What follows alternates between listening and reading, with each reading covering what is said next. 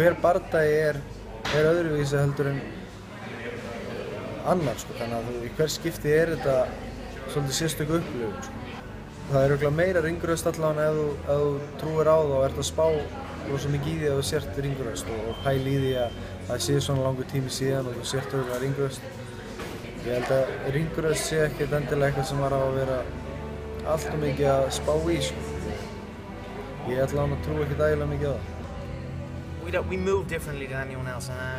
This is going to be a showcase. July 19th is going to be a showcase. You're going to see two future champions in action, Gunnar Nelson and myself. Zak Cummings svona frekar sterkur wrestler og þokkalega reyndur með marga barda. Hún líkar vel að vera í jörðinni líka, þar sem hann góður og klárar oft bardagann sér niðri. Hann með góð submission.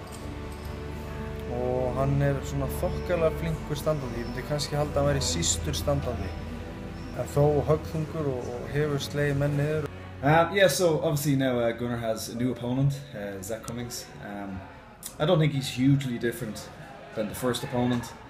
I don't spend a huge amount of time looking at the guy's opponents to begin with.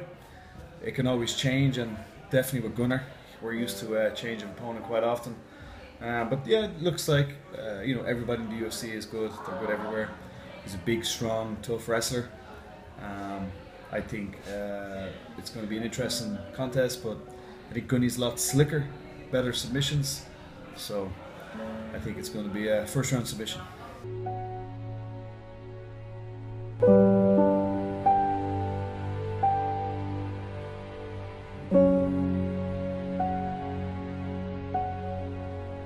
Gunnar Nelson!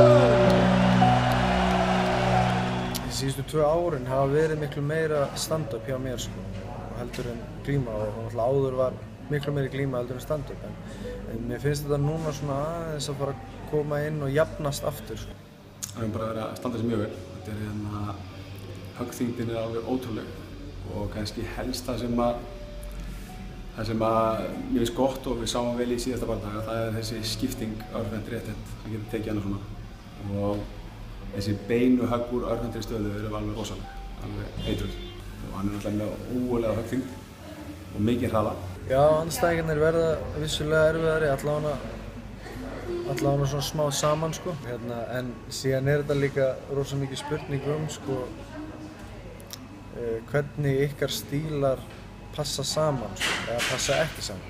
Yeah, this contest is going to be interesting because it's maybe Gunnar's first time facing like this kind of style of fighting, like a big strong wrestler. They tend to try to take you down and wear on you. Þú veist að fara á móti einhverju sem kannski ekki eins góður á pappírum og þú, þá getur hann samt verið bara einn af þínum erfiðustu bördum.